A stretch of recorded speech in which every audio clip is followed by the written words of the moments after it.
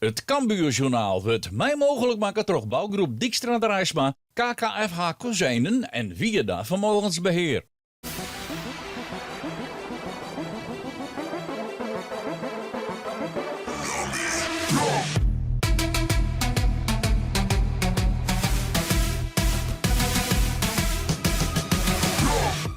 Welkom bij het Cambuurjournaal. Het is winters in Friesland en dat zal in Kerkrade net oorzaken.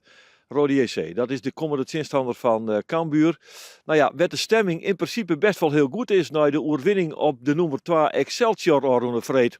Zo zei de trainer Henk de Jong. Die stemming is steeds wel goed.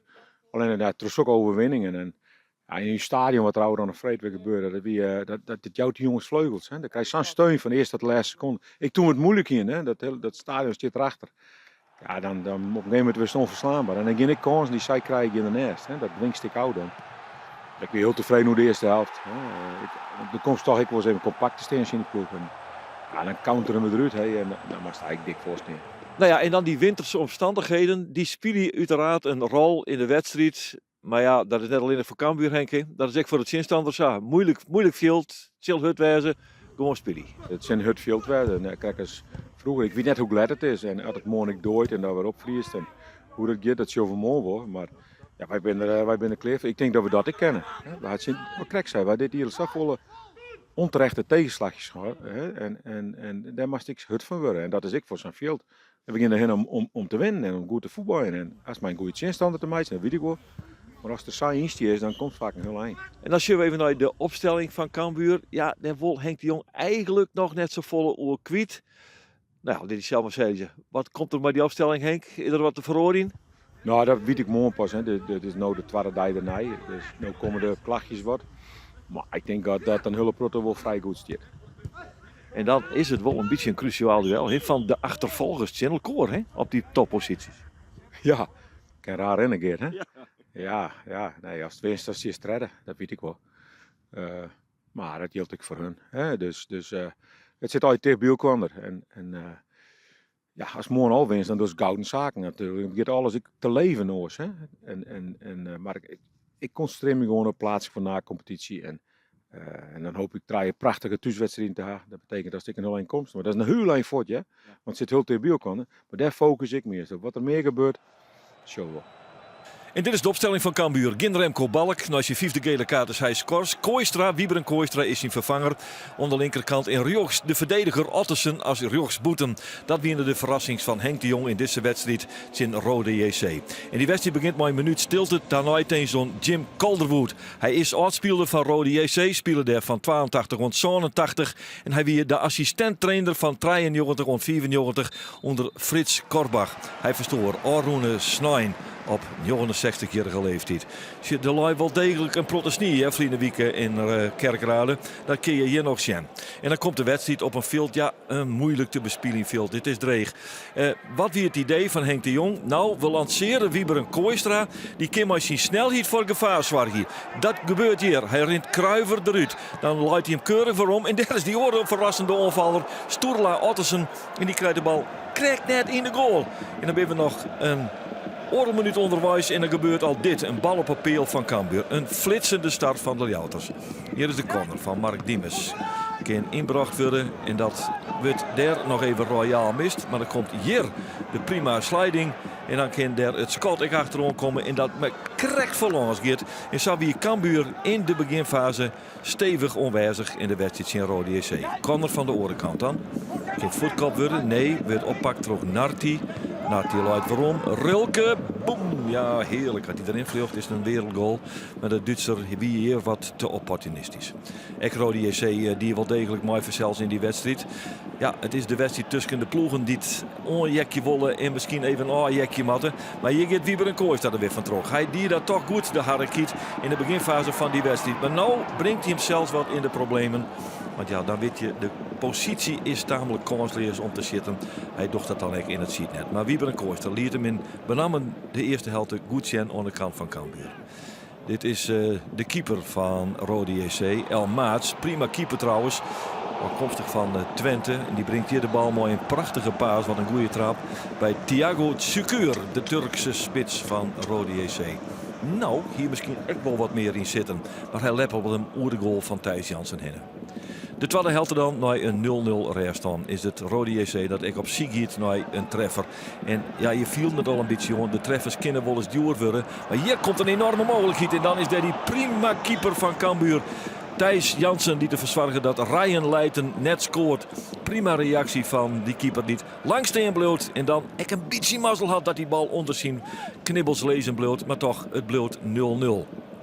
Alweer 10 minuten onderwijs in de tweede helft. De Rode JC is op ziek naar een doelpunt. In Cambuur, ja, dat kan in de counter dan natuurlijk wel wat waan. Hier komt de bal bij Mark Diemers in die prachtige paas op Narti. Nou, Narti, helemaal alleenig vrij van die keeper Elmaats. En dan weet hij die keeper net te passeren. Dit weer een enorme mogelijkheid voor Matthias Narti, die hij net weet te benutten. In de middenvelder van Cambuur weet het. Hij baalt als een stekker, maar zorg eens naar die paas. Heerlijk, ja. Lekker footline. En dan is er een enorme romte voor de middenvelder van Cambuur. Keeper is goed. De beide keepers winnen goed. Dat moeten we constateren. En dan gaat Rode JC er weer van terug. Ik een protte lange ballen van de ploeg uit Kerkrade. Komt hier bij Ryan Leijten. Die het niet krijgt. Die enorme kans miste. Ik kan hem eventjes waarom lezen. En dan komt die bal daar in de 16 meter bij Secuur. Jongen, wat een reactie is dit ik weer van Thijs Jansen. Ja, je moet er echt wel ietsje geluk bij hebben. Want hij pakt die bal eigenlijk van het groen hoor. En dan gaat hij oer de goal heen. Het is een wonderbaarlijke redding. Maar het zijn belangrijke reddings van de keeper van Cambuur, Thijs Jansen. De beide keepers hebben haar onderskierden in deze wedstrijd. Deze Utrecht komt net lekker aan. Die kan oppakt worden. En dan wordt hij voorgejoen. En oei. Dat is weer een enorme mogelijkheid. Ja, Secuur, die kind er wel gek van worden. Ja, hij protesteert nou omdat de skierschofter van James Vos naar deze situatie net een corner on Rode JC joeg. Wiels de vingertopjes van Thijs Jansen er wel degelijk om was hier dan. En zo bleef het 0-0. En doemt de vraag op, wordt er nog scoort? Wat nou scoort, die is spekkeeper. En anders wordt het 0-0 en dan zullen beide partijen misschien echt nog wel vrede mee hebben kunnen. Rode JC als eerste onbar in deze onval. Paaske is goed, komt op de voeten van Griffith. Het schot van Griffith, maar die namen eigenlijk net hebben. Hier echt meer in zitten van Rode JC. En zo winnen er wel degelijk kansen, ook voor de thuisploeg. Bal naar de linkerkant, kan voetkop worden. En dan komt hij samen voor de voeten van Michael de Leeuw. De invaller, de spits, de routinier. Michael. Dit is hier er echt wel iemand in. En dan wie is de spekkeeper best, dat is hij nou net. En hij weet het, hij baalt als een stekker. Een enorme flater achterin bij Rode JC. Ja, en dan komt hij toch helemaal alleen vrij voor Elmaats, die spits van Cambuur. Michael de Leeuw. Maar hij scoort net. En staat tikje de seconden voort. Dit is al haft. Echt nog in het halftal komen. Leidt de bal voor. Het uitwerken is heel matig. En daar is Mark Diemers. Jawel, hij ramt hem erin in de 88ste minuut. Na een flater in de verdediging van Wesley Spierings is het de onvierder van Cambuur die dan toch de beslissende goal maakt. Dat kun je van Tinker wel hebben. Dit is mooi van El Haft. Dit is Spierings die het matig voortwerkt. En dit is Mark Diemers die het, Michael zou nemen, gedecideerd afwerkt. En dat is wat hij docht, de onvaller van Cambuur. Of de middenvelder, maar kwalijke zeggen. Dit is nog een corner van Michael Breij. Ja wist, die speelt het nou bij Rode JC, de invaller. En dan kan Pauwels er van terug. En die keeper is voort. Pauwels. Pauw, shit er nou man! Nee, doet hij net. Dat is Elmaats die nog een keer ingrijpen kan. Binnen de laatste acties in een wedstrijd die bij Cambuur in de knip zit. Maar Pauwels hier op een magistrale wijze nog de 2-0 onttekenen kan. Maar die keeper die is prima. De lokwenskant weer voor Henk de Jong. Het wordt net 0-0 zoals verwacht werd na een hele lange tijd van die staan op het scorebord. Maar Cambuur pakt toch 3 punten in Kerkrade. Zo, we gaan een paar keer geluk aan, zei ik. Hè. Zij spelen heel opportunistisch. Wij proberen nog wat te voetballen. Maar dat is eigenlijk op dit veld net mogelijk. Weer heel moeilijk bespeelbaar veld. Ik snapte hun volledig met die lange ballen van die keeper. Die nog eens niks. Nee, en dan kan ik goed vallen. Maar ja, we gaan een goede keeper. Een topkeeper. Hè. En wat zou ook wat kans doen. Hè. We gaan in de eerste minuut op papeel. Hij geeft hem hier een kans. Ik heb van de voren zien de jongens zijn. In 90 minuten meest ik scoren. Hè. En dat is een beetje wat ik zoals bij. Zoals hij mij begist in de 90 minuten scoren, dan begist goed te worden. Ik in moeilijke wedstrijd. Hè. Het is nu een wedstrijd. Ja, lastig veld. En 0-1 winnen, daar ben ik hartstikke blij mee. Nou, Mark Diemers, had je nog verwacht dat er een overwinning uit zou komen? Ja, ik denk dat beide kanten op kon, hè, deze wedstrijd. Roda heeft een aantal goede mogelijkheden gehad, wij ook, denk ik. Ja, ik verwachtte eigenlijk dat het 0-0 zou worden. Daar leek het wel op. Ik denk ook dat het wel redelijk terecht was geweest. Aangezien Roda veel kansen heeft gehad en ik denk wij ook. Maar ja, lekker dat hij nog valt. Pak hem even beter doelpunt. Afvallende bal, wat was het eigenlijk? Wat een beetje moeilijk te zien in de mist hoor. Ja, ik denk dat Alaft een actie maakte en die wilde voorzetten. En dat wordt niet goed weggewerkt in de 16. Ik was er gelukkig snel bij, dus ik kon hem in de korte hoek draaien. Hij draait er wel lekker in trouwens. Hè? Ja, zeker. Nee, hij draaide er perfect in zoals ik wilde, dus nou, dat is weer lekker. Nou komen de verwachtingen, Mark. Dat voel je ook, hè? Zo is het Leeuwarden publiek dan ook alweer. Zo, ja, nou kunnen we ook wel promoveren. Leeft dat bij jullie ook? Zeker. Nee, uiteindelijk zijn we begonnen deze competitie om te promoveren. En niet om mee te doen. Ik denk dat dat niet bij Cambuur hoort. Hoort niet bij onze ambities als club. Ook niet als individu, denk ik. Ik denk dat die jongens hier niet naartoe zijn gekomen om lekker mee te voetballen. Nee, we willen promoveren. Dus hoe we dat gaan doen, ja, dat kan op verschillende manieren natuurlijk. Maar het zou mooi zijn om dat direct te doen. Dus daar gaan we ook voor. Je hebt gewoon redden, man. Ja, West Bleeds, hoe ik zei zo net. Ja, maar hij wordt niet hondje in de stond. Ja, nee, ik gaat de goede kant op. Of als het trots stijgen, dan wordt het nog wel. Als je hem dan troost, dan hebben we kampioen, Henk.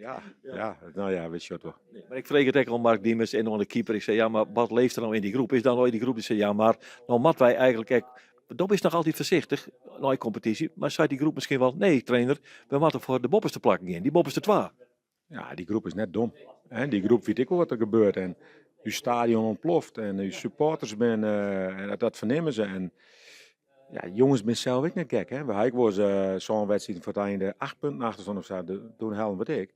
We staan nog 4 punten achter. Hè? En maar snijden we wel je leeslid na. Hè? Dan hebben we ook veel eindelijk een keer draaien we weer ompakken.